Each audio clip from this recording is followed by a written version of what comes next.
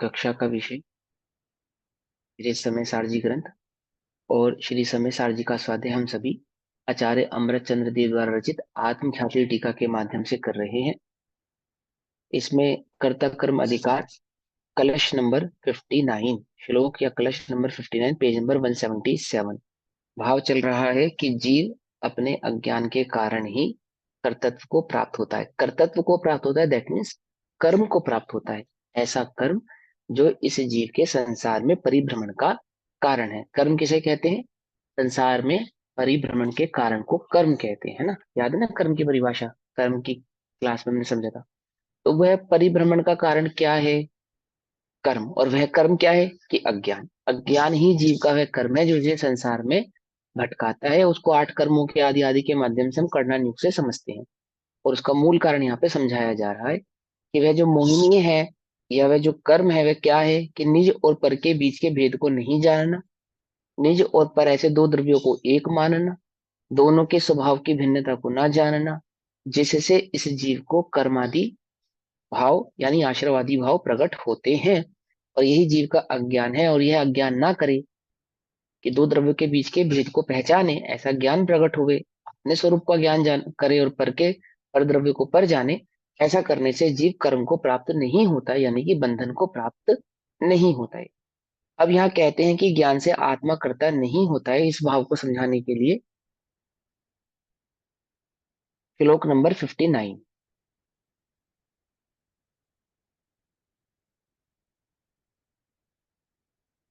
श्लोक नंबर 59 वसंतलिका। ज्ञानाद्विवेचकतया तु परात्मनोर्यो जानाति हंस इव वाहपयोसोर्विशेषम् चैतन्यधातुमचलम् स सदाधिरूढो जानीत एव हि करोति न किंचनापि। एक बार फिर पढ़ते हैं। ज्ञानाद्विवेचकतया तु परात्मनोर्यो जानाति हंस इव वा पयसोर्विशेषम् चैतन्यधातुमचलम् स सदाधिरूढो जानीत एव हि करोति न किंचनापि। क्या कहते हैं आचार्य देव कि अब यह कि आत्मा ज्ञान से कर्ता नहीं होता, उस बात को हंस के उदाहरण से समझाते हैं कि जिस प्रकार हंस वाह पयसो इव, जैसे हंस दूध और पानी के विशेष, विशेष माने भेद, अंतर है ना, पहले समझेगा ना। विशेष अविशेष माने सामान्य या एकमेक, जिसमें कोई अंतर ना हो, अभेद। तो विशेष माने भेद, विशेष माने भेद भी होता है। वैसे तो मूल अर्थ विशेष का भेद ही होता है। एक वैसे तो क्वेश्चन था, ये मूल। फर्स्ट वर्ड हाँ। कैसे पढ़ेंगे? पढ़ना नहीं आ रहा मुझे। कौन सा? फर्स्ट वर्ड ज्ञान आदि, ये द के नीचे वेद है। ज्ञानादि। ज्ञानादि विवेचक या वेचकतया। विवेचक क्यों? विवेचक। द्वि द्वि द्वि द्वि, दो है ना, दो। ज्ञान आदि द्वितीय द्वितीय वाला विवेचक द्वि। दो। तया। द्वितीय। हाँ दो। दो है ना, दो अभी आएगा। आएगा ये आगे, आप इसकी संधि पढ़ोगे ना यहाँ जो श्लोकार्थ किया उसमें ये बात समझ में आ जाएगी। देखो, हंस वाह पयसो इव, जैसे हंस दूध और पानी के विशेष, ऐसा अर्थात अंतर, दूध अलग है पानी अलग है, दोनों में भेद है, को जानता है। कैसे जानता है? कि हंस की चोंच में क्वालिटी होती है कि जिसको दूध मिश्रित, पानी मिश्रित दूध उसके सामने रखा जावे तो वह दूध दूध ग्रहण कर लेता है और पानी पानी छोड़ देता है ना।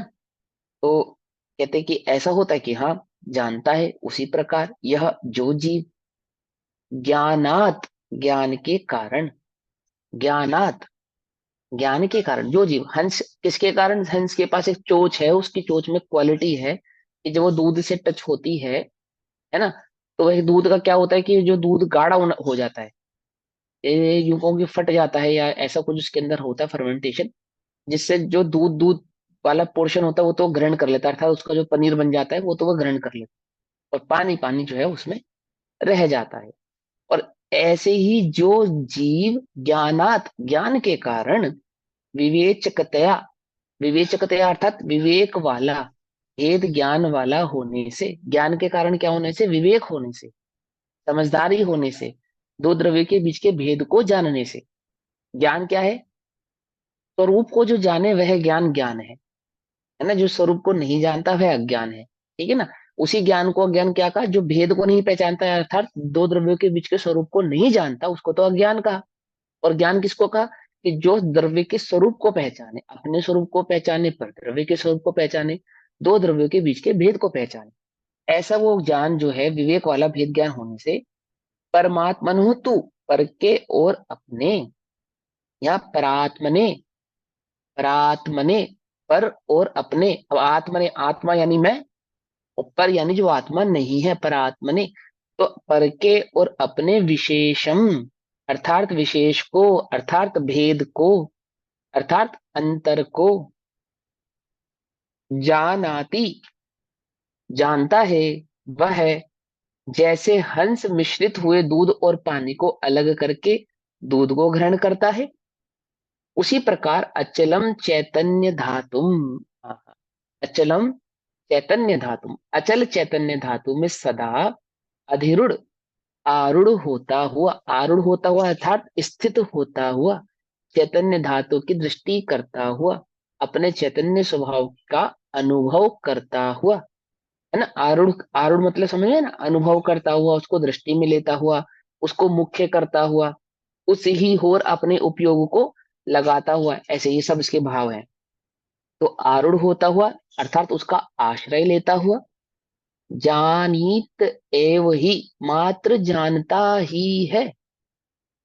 जैसे दूध में पानी मिलाया, तो पानी तो नजर ही नहीं आ रहा, दूध ही दूध नजर आ रहा है, ठीक है ना। लेकिन हंस चतुर, समझदार, उसने दूध दूध को ग्रहण करा, पानी को ग्रहण नहीं करा। ऐसे ही असमान जाति पर्यायों के इस व्यवहार में, असमान जाति पर्यायों का व्यवहार मतलब क्या?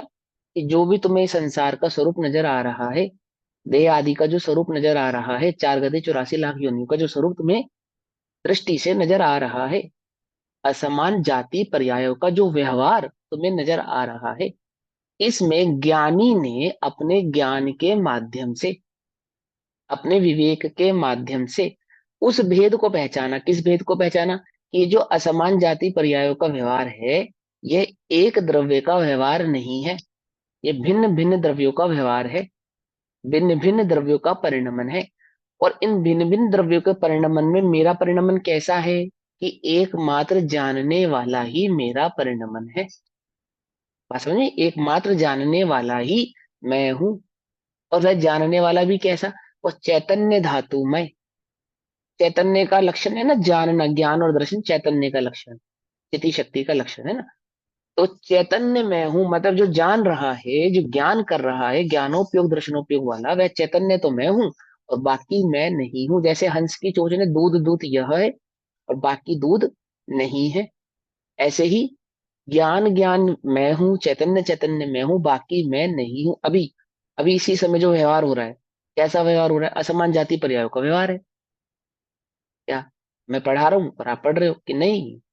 मैं भी जानने वाला हूँ, तुम भी जानने वाले हो।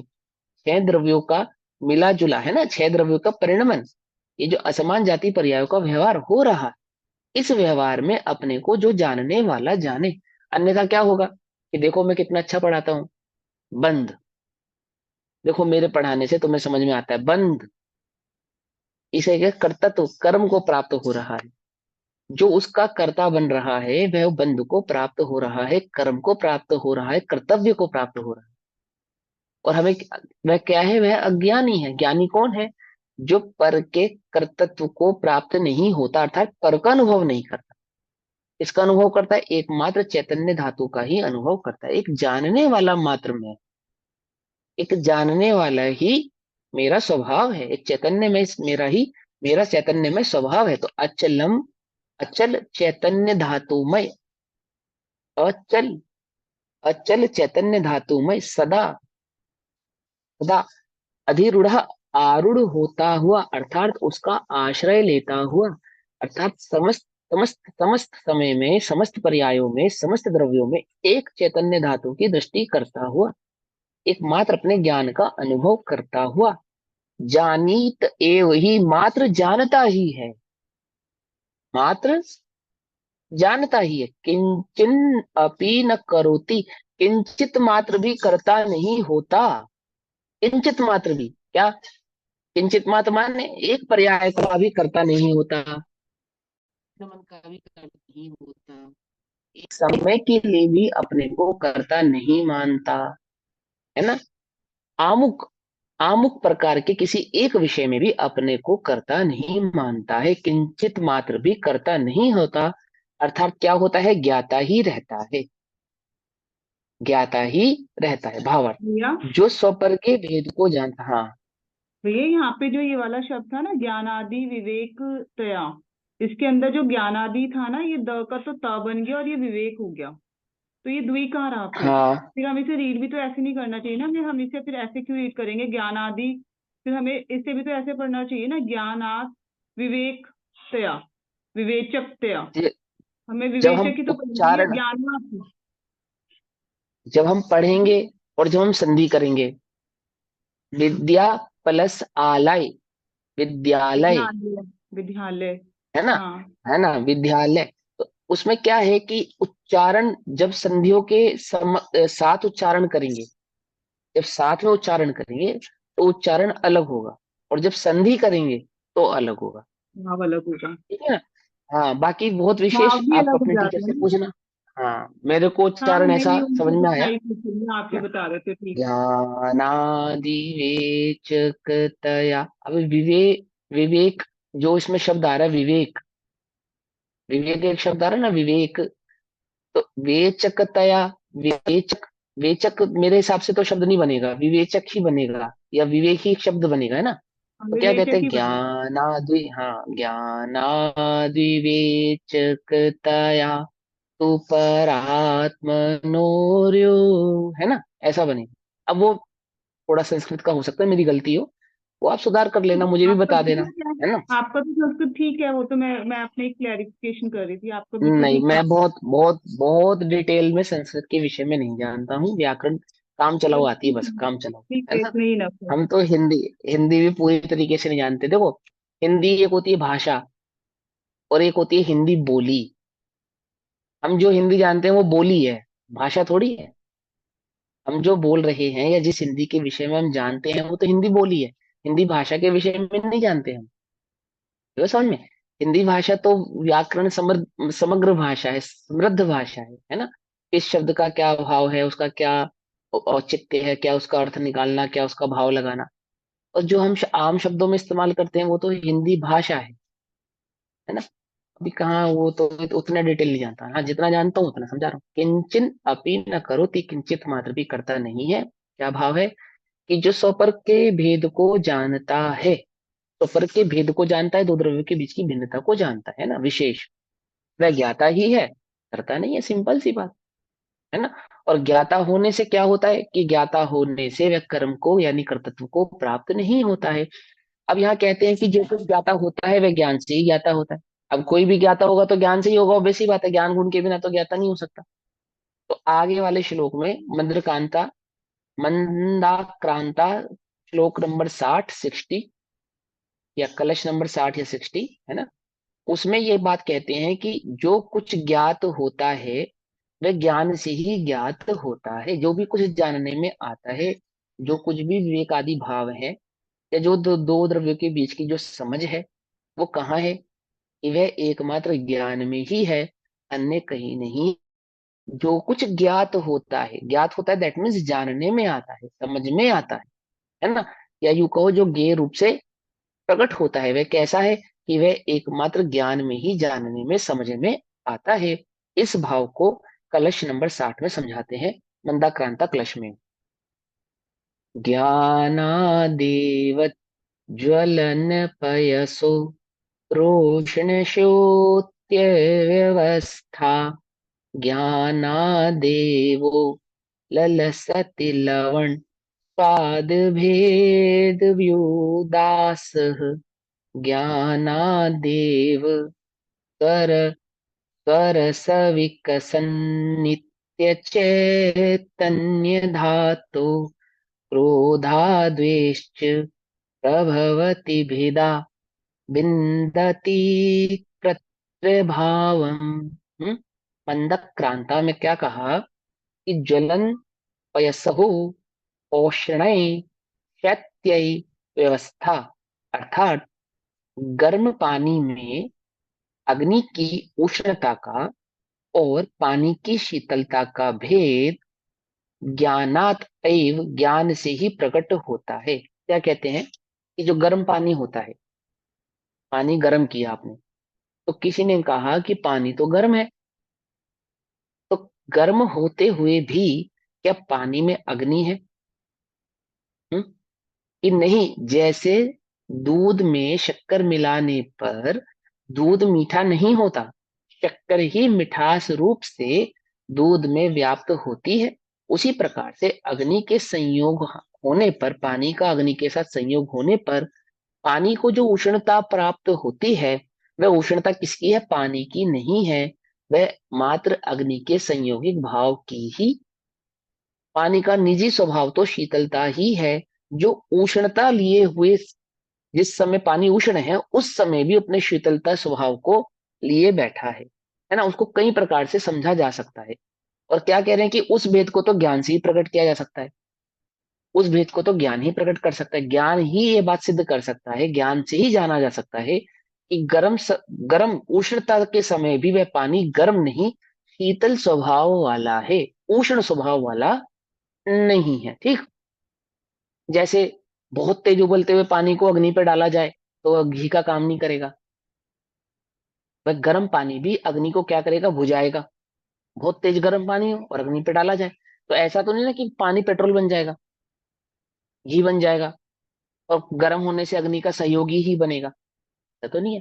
तेज गर्म होने पर भी वो कैसा है कि पानी अग्नि को बुझाने का ही कार्य करेगा। ये एक मूल उदाहरण है जिससे आप समझ सकते हैं कि पानी ने अपने शीतल स्वभाव को नहीं छोड़ा। और फिर बहुत सारे उदाहरण कि 1 डिग्री पानी के आगे 2 डिग्री पानी गर्म है, 2 डिग्री पानी के आगे 3 डिग्री पानी गर्म है, 3 डिग्री के आगे 4 डिग्री गर्म है, और उसके अनंतर में वह ठंडा ठंडा ठंडा ठंडा ऐसा माना जाएगा नहीं। 10 डिग्री पानी के आगे 9 डिग्री पानी को ठंडा मानेंगे, गर्म मानेंगे? समझे नहीं समझे? आपके हाथ का टेम्परेचर 9 डिग्री हो और पानी का टेम्परेचर 8 डिग्री हो, आपके हाथ का टेम्परेचर 9 डिग्री हो, पानी का टेम्परेचर 8 डिग्री हो, तो पानी में हाथ डालने पर पानी ठंडा लगेगा या गर्म लगेगा? बोलो। ठंडा लगेगा। समझ में बात? गर्म नहीं लगेगा। ठीक है ना। ऐसे ही क्या कहते हैं कि ज्ञान से ही प्रकट होता है। क्या प्रकट होता है? कि गर्म पानी में अग्नि की उष्णता का और पानी की शीतलता का भेद। भेद, गर्म पानी में यह भेद कि यह पानी गर्म होता हुआ भी गर्म नहीं, ठंडा है, यानी शीतल स्वभाव वाला है, यह भेद तो ज्ञान से ही प्रकट किया जा सकता है। वह दूध में शक्कर मिलाने पर भी वह दूध मीठा नहीं हुआ है, दूध मीठा नहीं है, ये भेद कहाँ से प्रकट हो सकता है? ये भेद तो ज्ञान से ही प्रकट किया जा सकता है ना।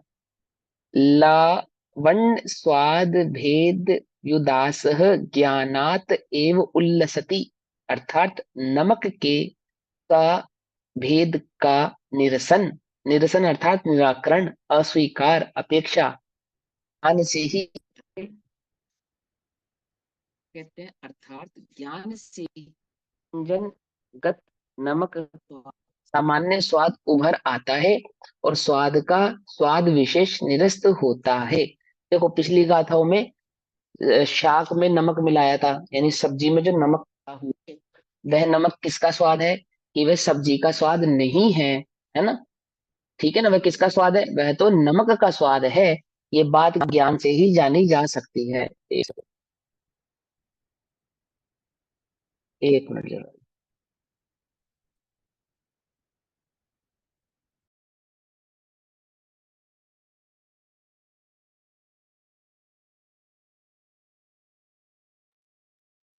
हम्म। तो क्या कहते हैं कि नमक के स्वाद भेद का निरसन अर्थात निराकरण। स्वाद भेद का निराकरण मतलब कि शाक या सब्जी में जो स्वाद आ रहा है वह नमक का स्वाद है, सब्जी का स्वाद नहीं है। यदि अगर हम सब्जी के स्वाद को मुख्य करेंगे तो स्पष्ट कहेंगे कि यह नमक का स्वाद नहीं है, यह स्वाद नमक का नहीं है। और नमक के स्वाद को मुख्य करेंगे और सब्जी के स्वाद को गौण करेंगे तो इस बात को जाना जा सकता है कि ये जो स्वाद है वह नमक का है और सब्जी का नहीं है। तो क्या कहते हैं कि नमक के स्वाद भेद का निरसन अर्थात निराकरण ज्ञान से ही होता है। ये ज्ञान ही है जो नमक मिले हुए शाक में शाक और नमक के स्वाद को भेद कर सके, यानी कि भिन्न कर सके। अग्नि में उष्णता के साथ जो पानी है, उस उष्ण पानी में पानी की उष्णता को और जल के शीतल स्वभाव को भेद यानी भिन्न प्रकार से जान सके। दूध में मिली हुई शक्कर को और दूध को भिन्न जान सके, यह एकमात्र ज्ञान से ही हो सकता है। ज्ञान ही इसमें भेद प्रकट कर सकता है। ये उदाहरण दे रहे आचार्य देव, क्या प्रकट करना चाहते हैं कि देह में और आत्मा में भिन्नता है। ज्ञानोपयोग और दर्शनोपयोग में झलकने वाले जो गे आदि भाव है, गे गे उन गे और ज्ञान के बीच में भेद है, यानी कि भिन्नता है। विकल्प और आत्मा के बीच में भिन्नता है। द्रव्य कर्म, भाव कर्म, नोकर्म और आत्मा, इन दोनों के बीच में क्या है, भिन्नता है। ये भिन्नता कहाँ कैसे प्रकट की जा सकती है कि एकमात्र ज्ञान से ही प्रकट की जा सकती है। इसलिए श्लोक किया जा रहा है कि जो कुछ ज्ञात होता है वह ज्ञान से ही ज्ञात होता है। और ज्ञान से ज्ञात होता है, ये क्यों सिद्ध किया जा रहा है? क्योंकि ज्ञानी को बंध नहीं होता, अर्थात वो कर्म को प्राप्त नहीं होता है। ये बात सिद्ध करनी है। तो हाँ, ज्ञान में ज्ञात होने की बात को सिद्ध करने के लिए क्या कह रहे हैं कि जो कुछ भेद प्रकट होगा, जो कुछ भेद विज्ञान प्रकट होगा, जो दो द्रव्य के बीच के भेद को जाना जाएगा, जो भिन्न भिन्न द्रव्य के स्वभाव को पहचाना जाएगा, वह संभव एकमात्र ज्ञान से ही है, अन्य कोई उसका उपाय नहीं। ये समझा रहे हैं यहाँ पे, ठीक है ना। ज्ञान जैसा जानेगा वैसा ही अनुभव होगा और वैसा ही श्रद्धान होगा। इस बात को आगे सिद्ध करना है। तो यहाँ पे ज्ञान से ज्ञात होने की बात को सिद्ध कर रहे हैं यहाँ पे। तो क्या कहते हैं कि स्वाद का स्वाद विशेष निरस्त होता है। रस विकास रस विकस तन्नित्य चैतन्य धातु क्रोधादय विधा निज रस से विकसित होने वाली नित्य चैतन्य धातु का और क्रोधादिक भावों का भेद। जैसे नमक और सब्जी का भेद, पानी और पानी की उष्णता में शीतलता और उष्णता का भेद, ठीक, दूध और पानी का भेद, दूध और शक्कर का भेद, ऐसे ही ज्ञान और ज्ञान में उत्पन्न होने वाले ज्ञेय आदि भावों का भेद। ज्ञेय आदि भाव कौन से? जो आपको क्रोधाधिक चार कषाय पाप पांच, जो जो 55 नंबर तक की गाथाओं में हमने भेद पढ़े, तो 29 भाव वो, और अभी पीछे जो 16 आदि भावों को समझाया गया है वो सभी भावों का जो भेद है, आत्मा के साथ उनका जो भेद है। यानी क्रोध मिश्रित ज्ञान में ज्ञान अलग है, क्रोध अलग है। मान मिश्रित ज्ञान में मान अलग है और ज्ञान अलग है। ऐसे ही सभी कषायों में, सभी प्रकार के भावों में, औपाधिक भावों में, औपाधिक भावों में और कषाय आदिक भावों में ज्ञान और औपाधिक भावों की भिन्नता, कषाय आदिक भावों की ज्ञान से भिन्नता का जो भेद है, जो भेद है वह कैसा है कि निज रस से विकसित होने वाली, निज रस से विकसित होने वाली माने जो स्वभाव से ही चैतन्यमय है, जिसका स्वभाव ही चैतन्यमय है, जो अनुभव से ही जाना जा सकता है। निज रस से अर्थात जो अनुभव से जाना जा सकता है, जिसका स्वभाव ही ऐसा है। निज रस से, निज, पर से नहीं, पर से नहीं, कोई मुझे बाहर से ज्ञान प्रकट करेगा ऐसा नहीं। स्वभाव से ही जो चैतन्यमय है, जिसको अनुभव से ऐसा जाना जा सकता है कि मैं चैतन्यमय हूं।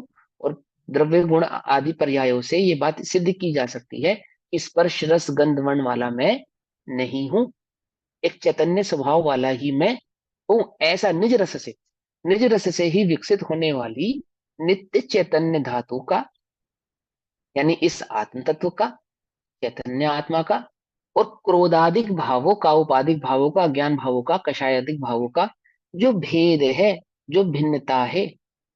कर्तृत्व भावम भिन्नति, कर्तृत्व को भेदता हुआ अर्थात तोड़ता हुआ अर्थात भिन्न भिन्न करता हुआ ज्ञानात एव प्रभवती, ज्ञान से ही प्रकट होता है। ये बात समझ में कि क्रोध के काल में यह आत्मा क्रोधी नहीं ज्ञाता है, मानादि भाव के काल में यह आत्मा मानादि भावों वाला नहीं ज्ञाता है, अज्ञान आदि के काल में यह आत्मा ज्ञानी नहीं ज्ञाता है। क्या चार गतियों में चार गति वाला नहीं, आठ कर्मों में आठ कर्मों वाला नहीं, और औपाधिक भावों में औपाधिक भाव वाला नहीं, काषायिक आदिक भावों में कषाय आदिक भाव वाला नहीं, एकमात्र ज्ञान वाला ही यह आत्मा है।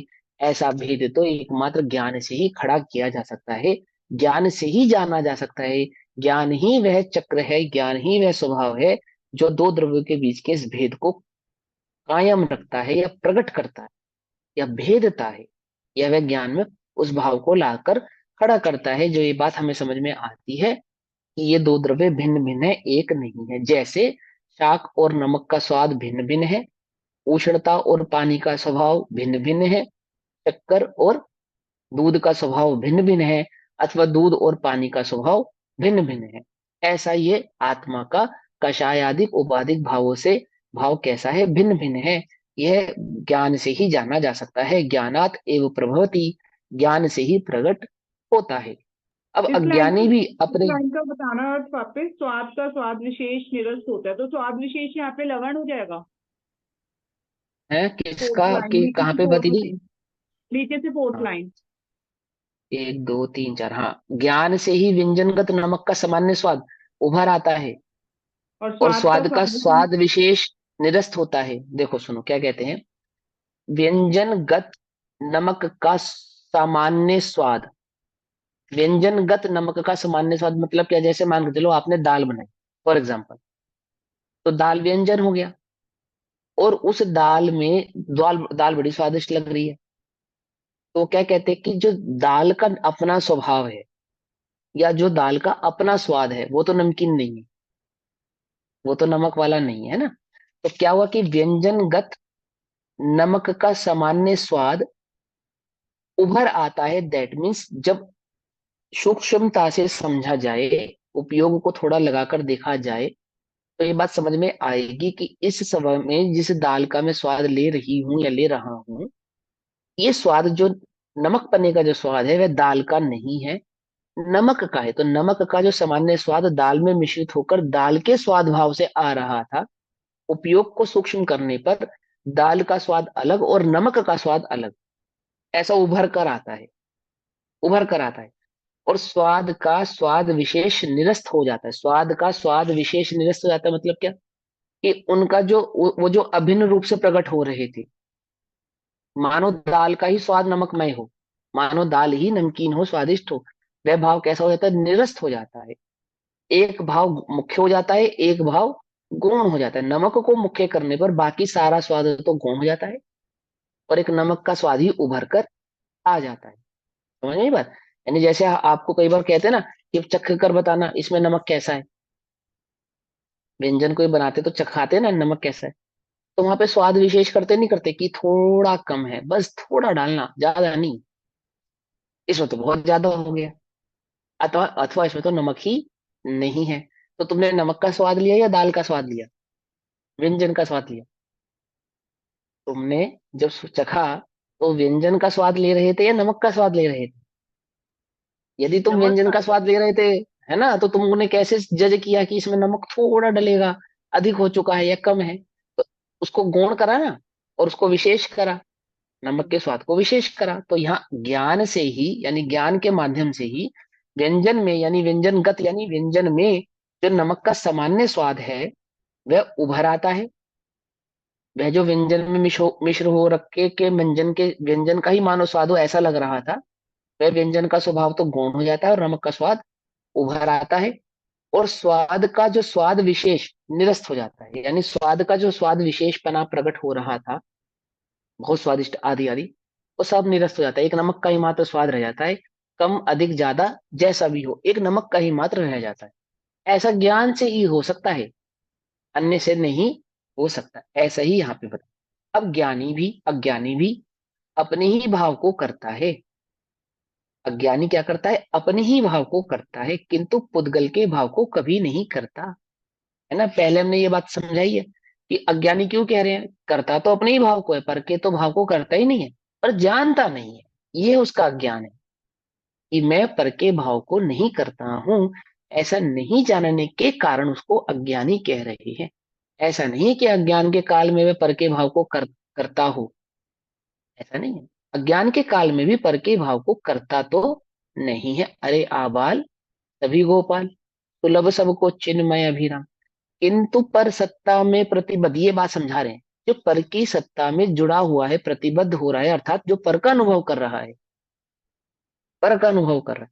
कीर मरकट सी गहल है, बंदर की तरह वो डाल पे इधर उधर उधर उधर उछल रहा है, उपयोग, समझे, ऐसा। तो कहते हैं अज्ञानी भी अपने ही भाव को करता है, किंतु पुद्गल के भाव को कभी नहीं करता।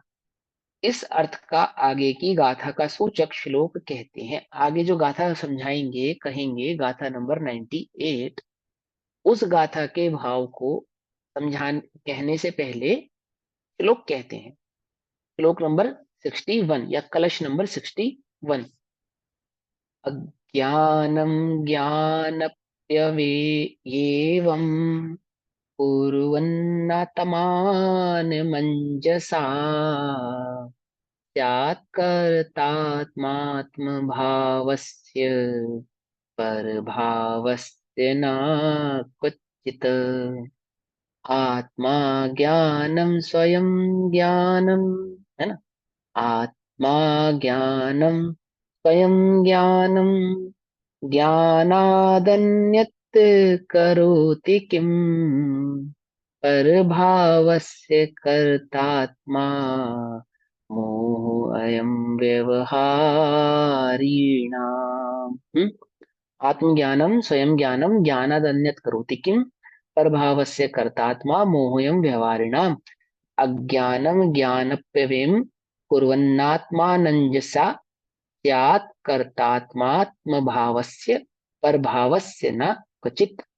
गाथा नंबर 98 से पहले गाथा नंबर 98 के भाव को दो श्लोकों के माध्यम से आचार्य अमरचंद्र समझा रहे हैं। श्लोक नंबर 61 और श्लोक नंबर 62, 61 और 62 नंबर का श्लोक। श्लोक को समय सारजी में क्लश, ऐसा भी अ, एक समय उपमा प्राप्त है। ठीक, तो क्या कहते हैं, श्लोकार्थ करते हैं। ये जो श्लोक है ना, 62 नंबर का कलश, ये बहुत फेमस श्लोक है।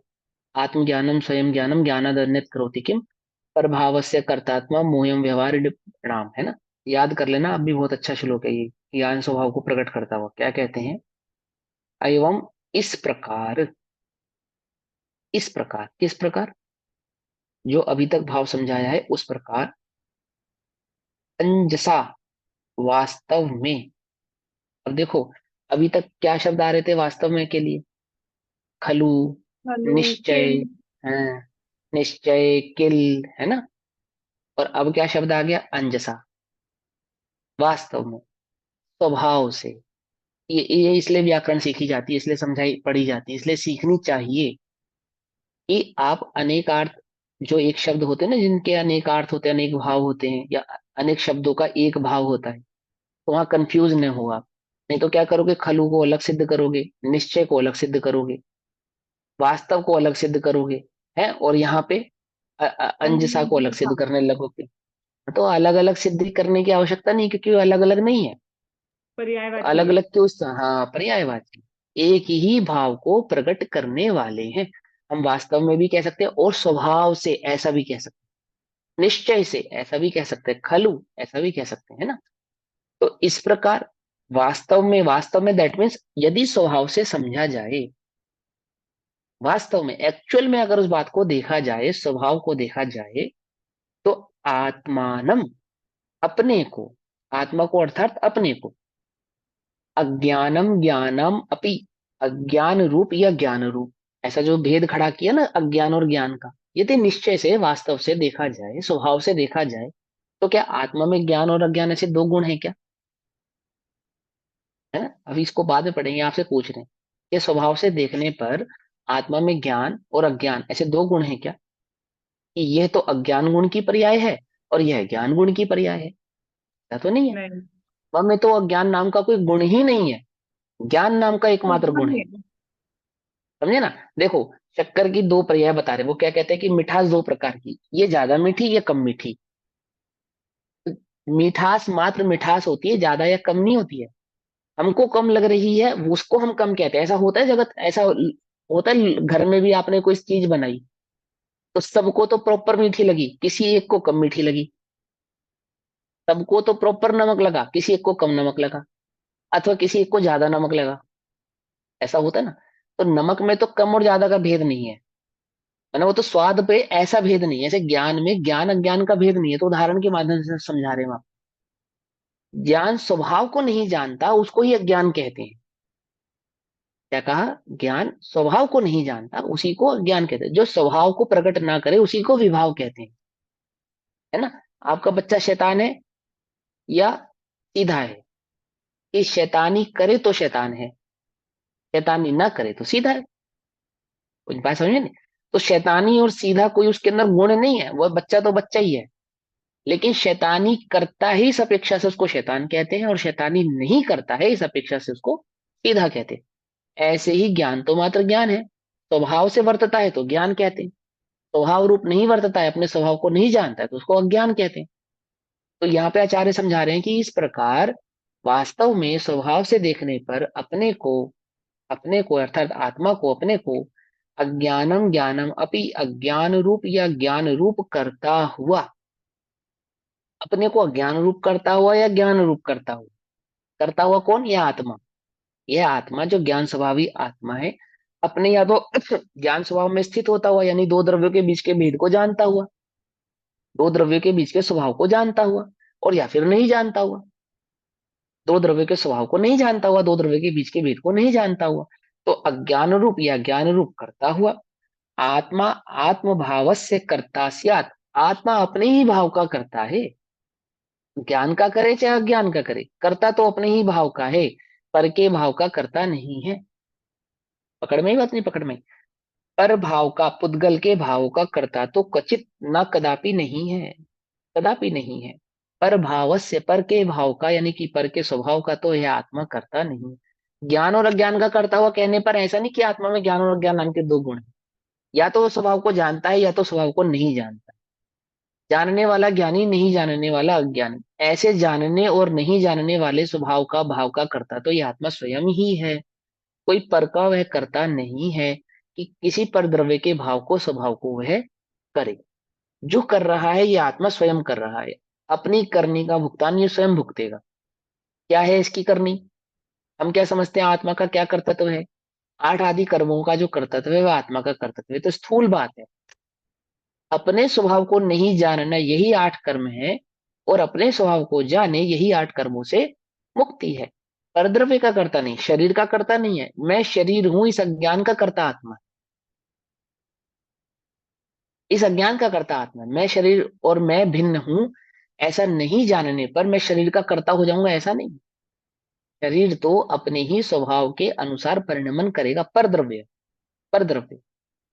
और मैं शरीर हूं ऐसे अज्ञान का कर्ता मैं हूं, मैं शरीर नहीं हूं ऐसे ज्ञान का कर्ता भी मैं स्वयं ही हूं। शरीर ने मुझे ऐसा ज्ञान नहीं कराया कि मैं शरीर हूं, एक बात।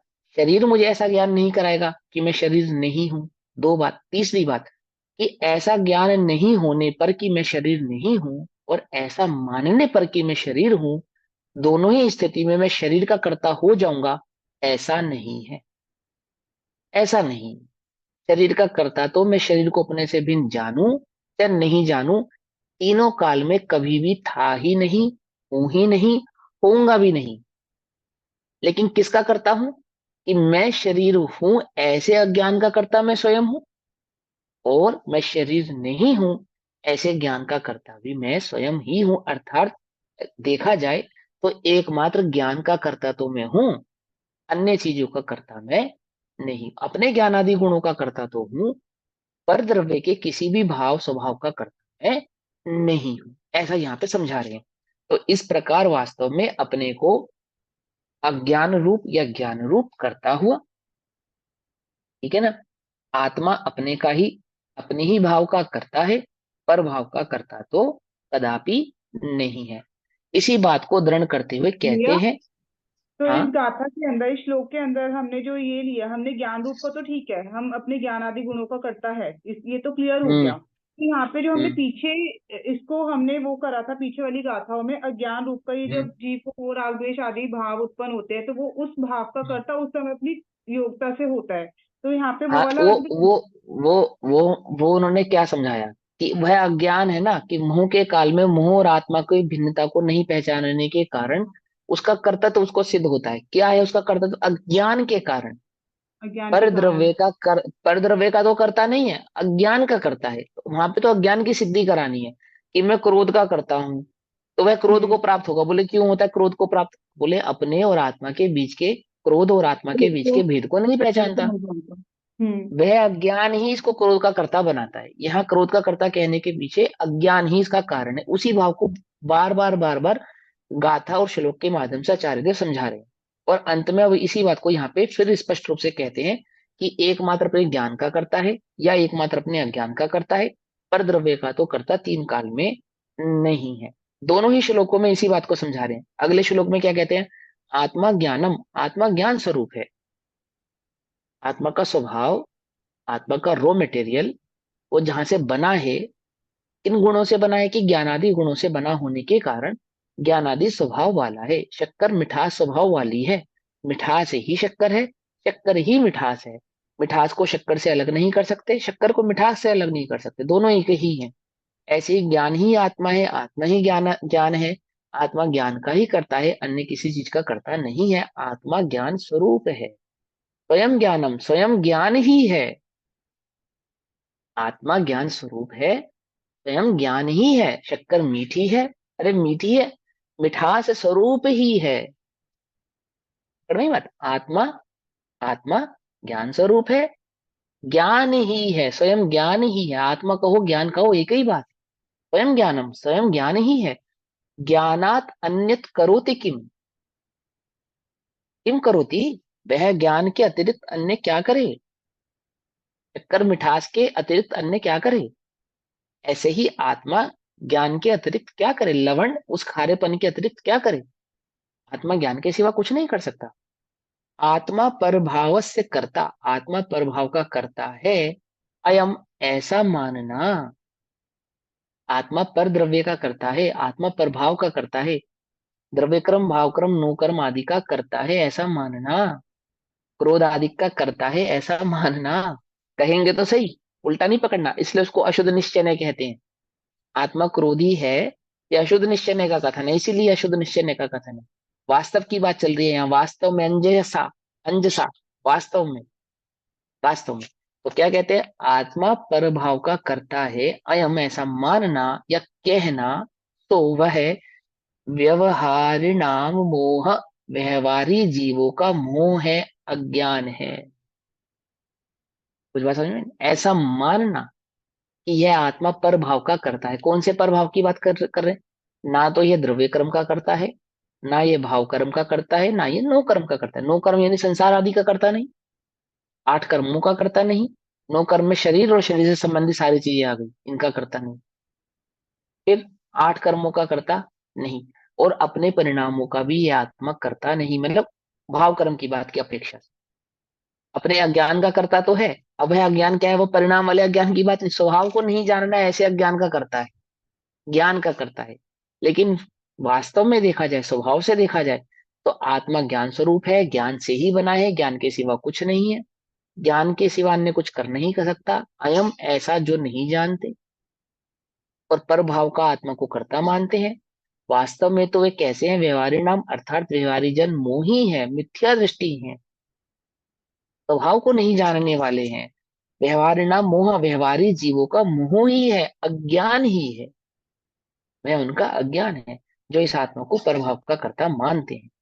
अब कहते हैं कि व्यवहारी जन ऐसा कहते हैं। क्या कहते हैं व्यवहारी जन?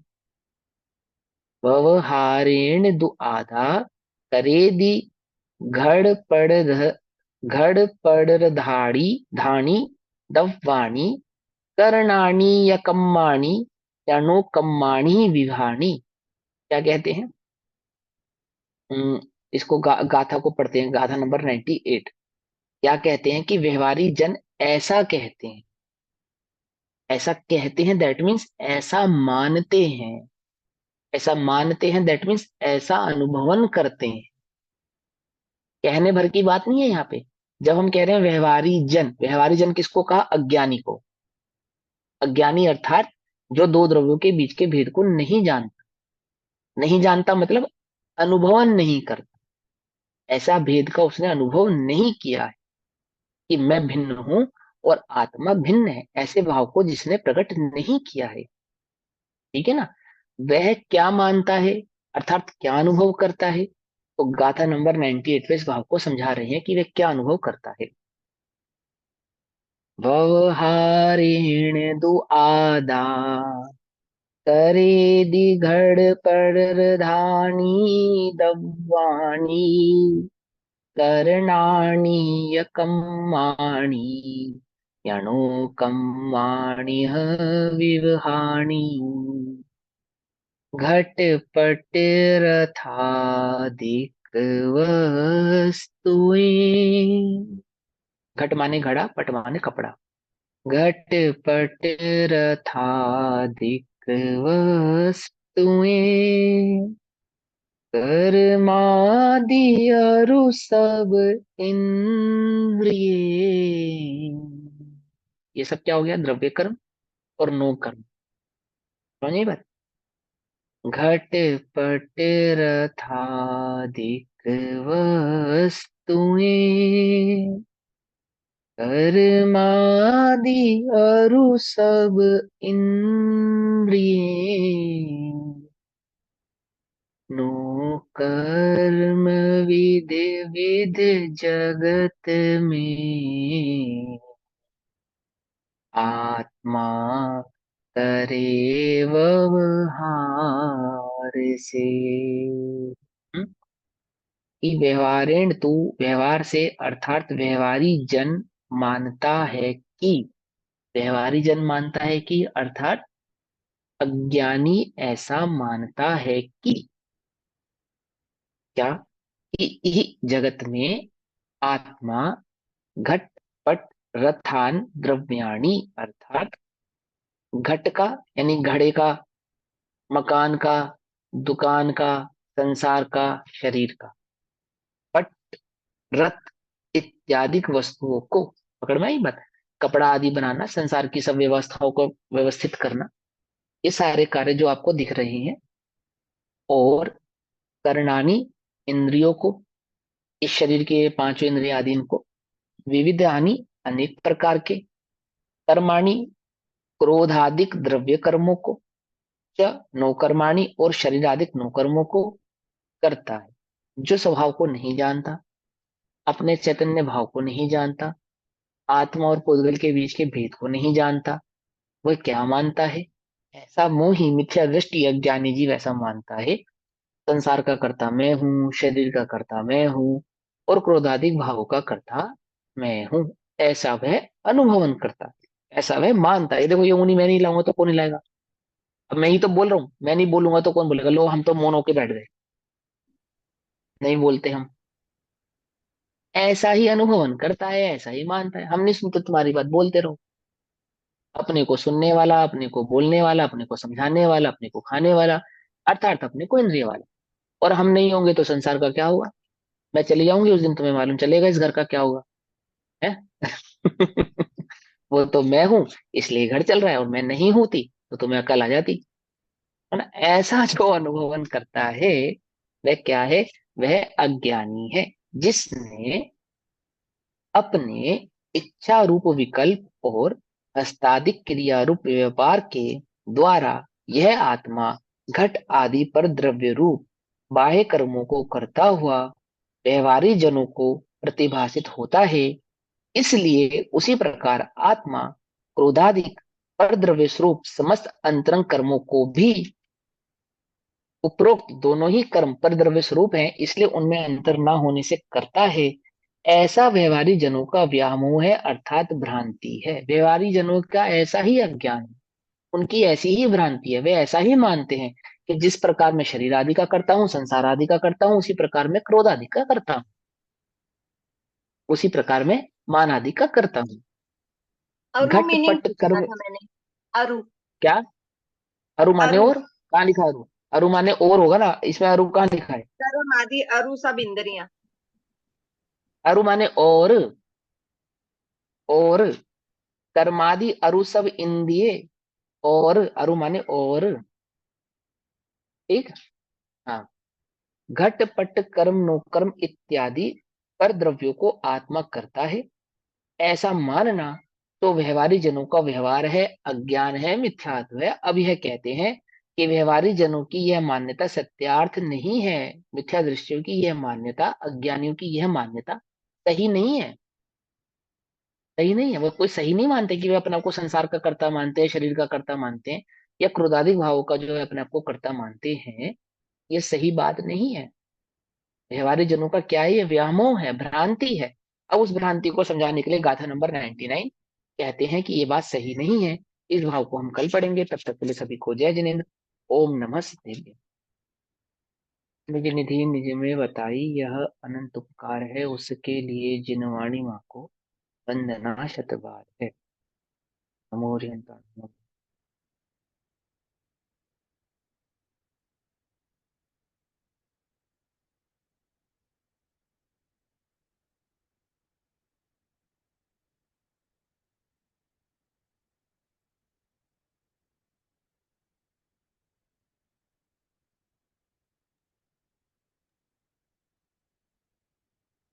जय ये जिनेन्द्र। रिकॉर्डिंग बंद करो।